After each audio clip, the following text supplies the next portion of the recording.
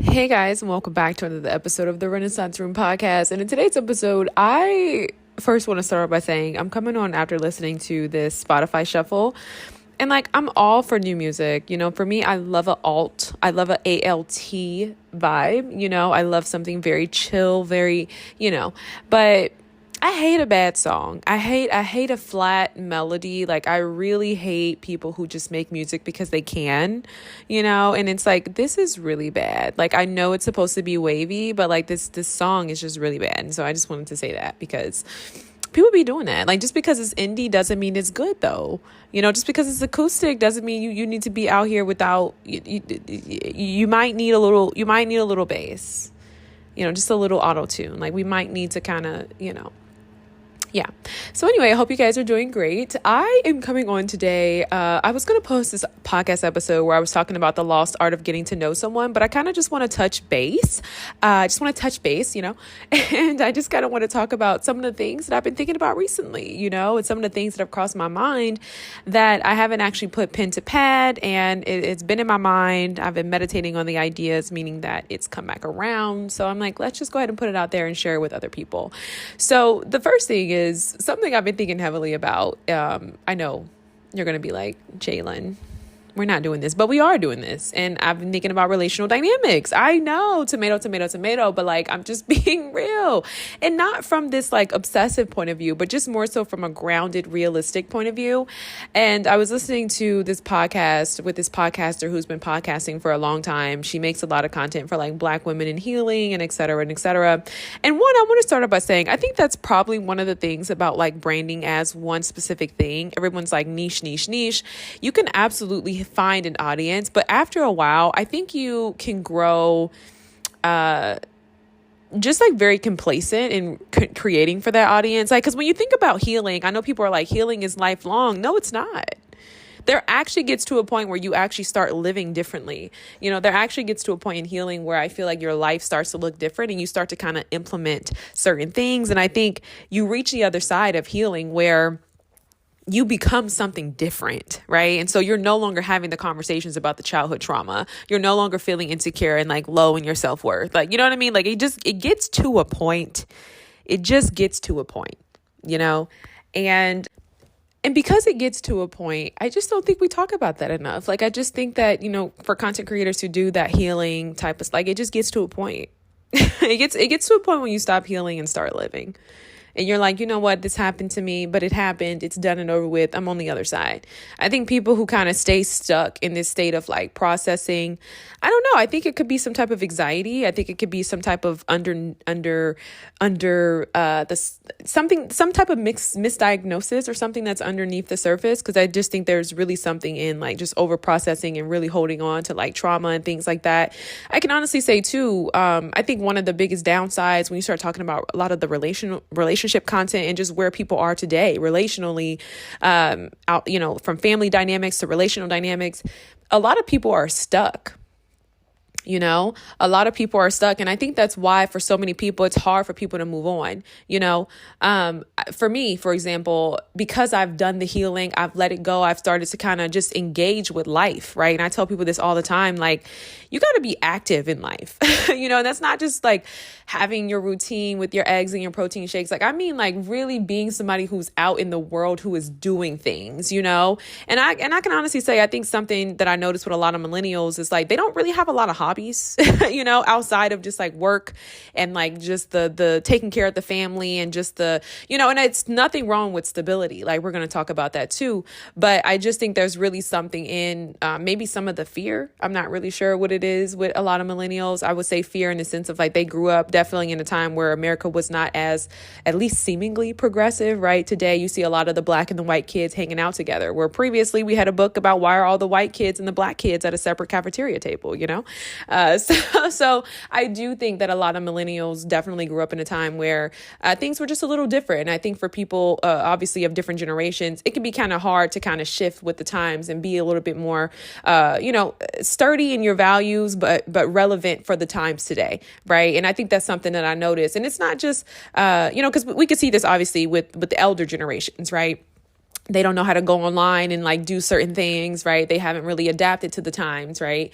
And it's the same thing with millennials in terms of like socialization and social skills, right? They haven't really adapted to the times. Like, okay, this is not how we do. We don't just kind of hoard in packs, and everything is not all business. Like, you can vibe, you can chill, you can be yourself, right? And I think for a lot of them, you talk about a generation that's carrying a lot of different things. Obviously, you think about who their parents were, Gen X, like it's generational, especially for Black people.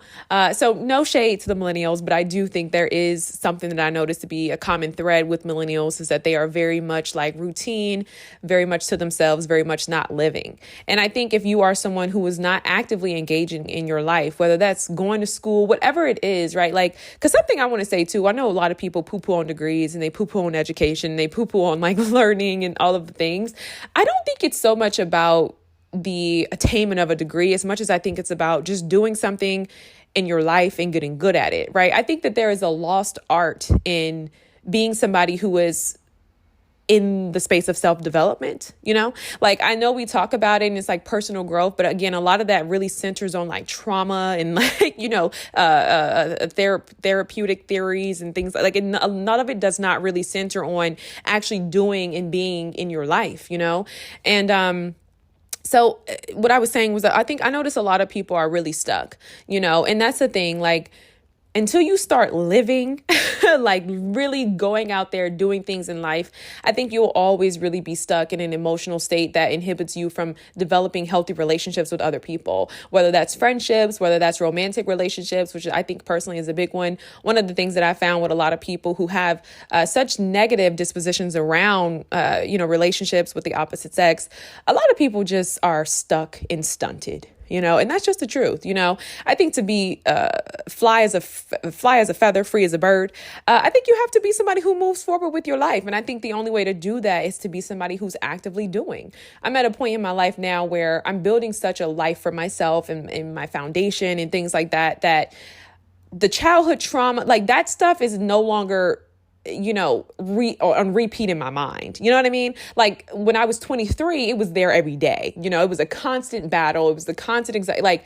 now that I'm at this big grown age, it's like that stuff is not anything that I think about, you know, because I've processed it and I've lived so much life since then that I have new memories. You know what I mean? My brain has completely different, neurological circuits, you know? So it's just like, I really do believe in being somebody who moves forward with your life. And I do think it's a battle. I think it's something you definitely have to actively work at, especially if you experience like big T traumas, you know?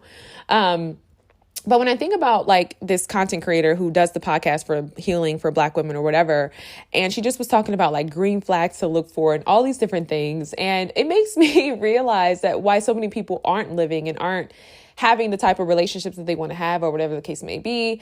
And obviously we know that there are definitely some cultural factors, especially as African Americans, but I just kind of want to touch on a very like basic level from a small town girly, you know.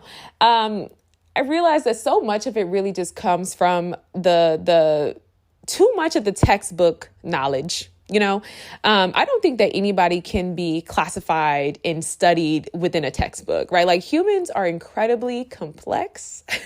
Humans are complicated. Humans are messy. And I just think that you have way too many people today who just have way too much textbook knowledge. And I think when you start bringing that into relational dynamics, things get very murky very fast, right? And then when you also take into consideration things like the entertainment, right? Shows like Married at First Sight, you just have to really consider like looking at these from an objective point of view, looking at people who are famous and like looking at stuff from an objective and more so like a humanistic standpoint to recognize like, hey, these are just people who really wanted love. They wanted to give it a shot and it didn't work out, instead of being like, well, this is culture, right? Like obviously, are there some people who have social media brain? Yes.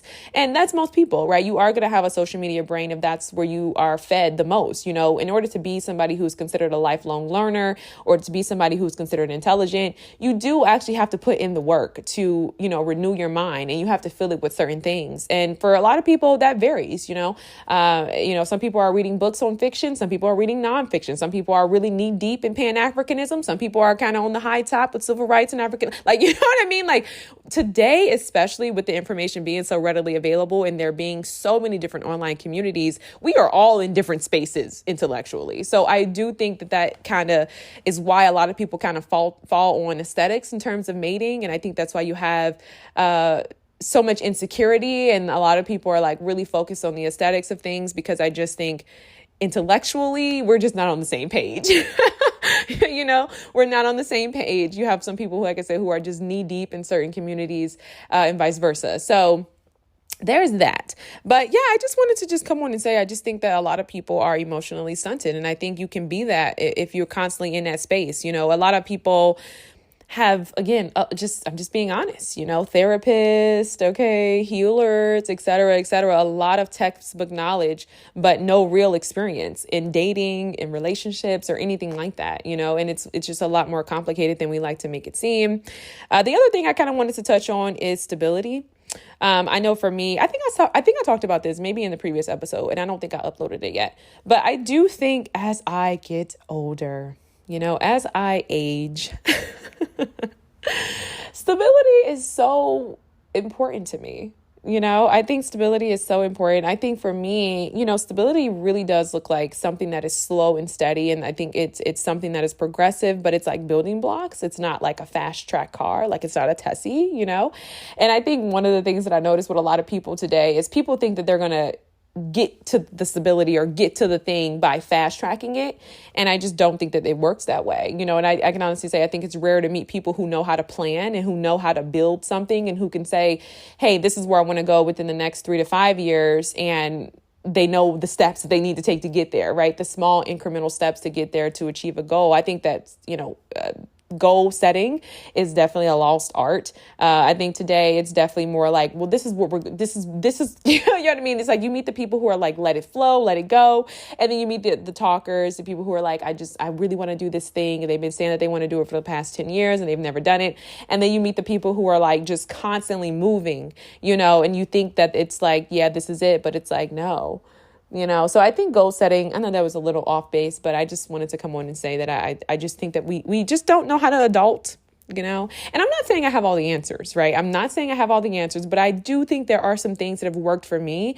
And I do think that, even for my mental health, doing life and being in this very crazy reality, in this body as a human, I think there are some things that work for me, and I just wanted to share it with you all, So I think we need to get back to being practical in terms of goal setting. I think we need to recognize that a lot of the women, if I'm just being honest, who have podcasts, who center around women's spaces, are very deeply wounded.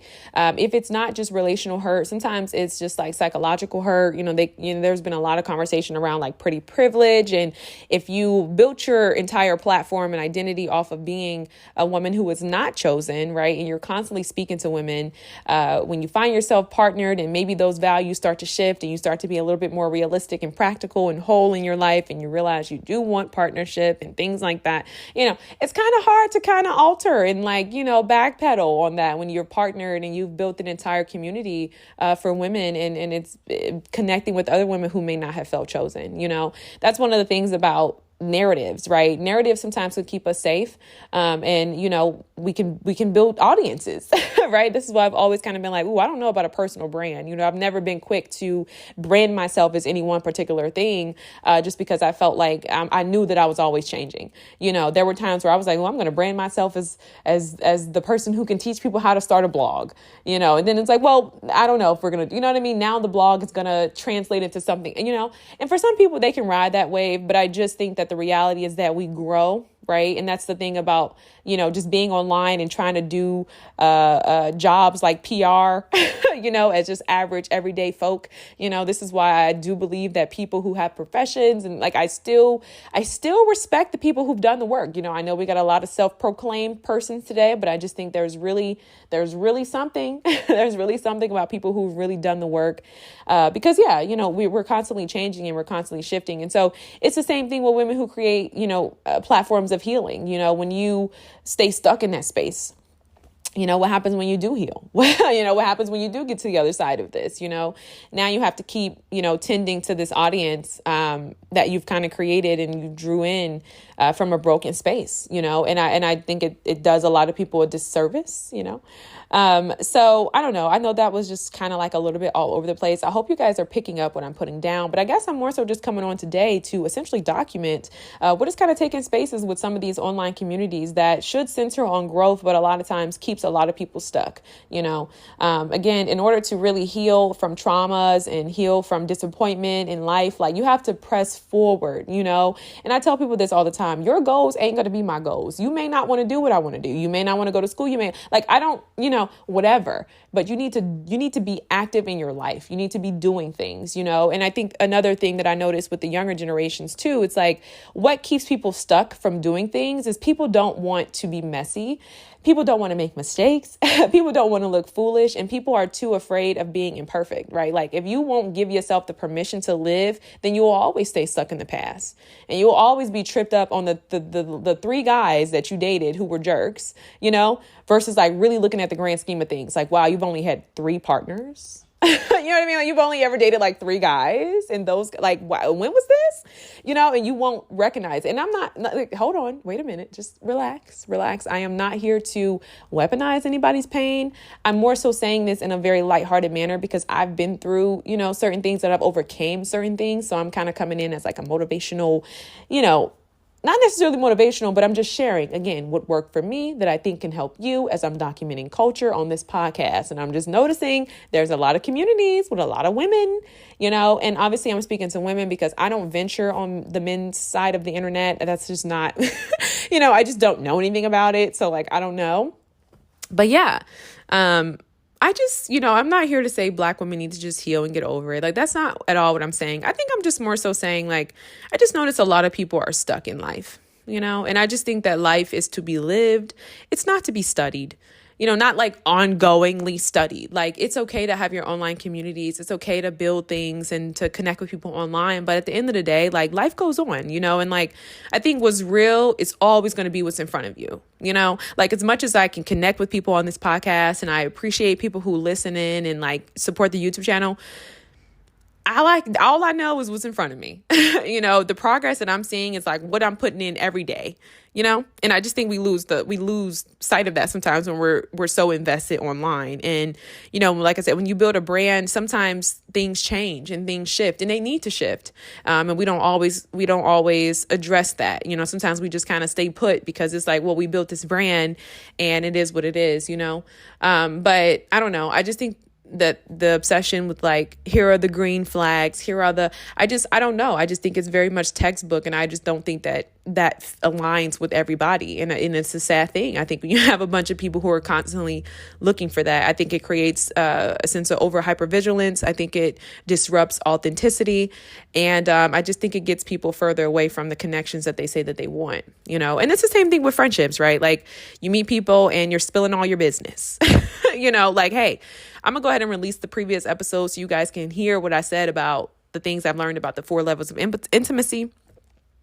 But yeah, I just think that there's really something about stability. There's something about being an adult who is self-possessed, who has self-control, and who knows how to show up in the world and engage with people, who is someone who knows what it is that they want, or at least, knows what feels right in their body, for them. And there's just something about being somebody who's not led by what everybody is saying online, and who's not led by, textbooks and, psychological terminology that, as at this point has been oversaturated and misused on the internet, and I just think there's really something free in just being like yourself and being and just growing naturally, from life and from experience. And I just think when you have this culture that is so overly cautious, and these communities that create women who are just so overly cautious, right? Intuition is an overdrive, I just think it disrupts authenticity. And I think it disrupts people from having experiences in life that can actually heal them, right? Like I said, you just have these online communities that kind of become prisons. And that's all I was saying. So I hope you guys have a great day. I'm in there. I don't want to talk too much and just veer from the podcast. So peace.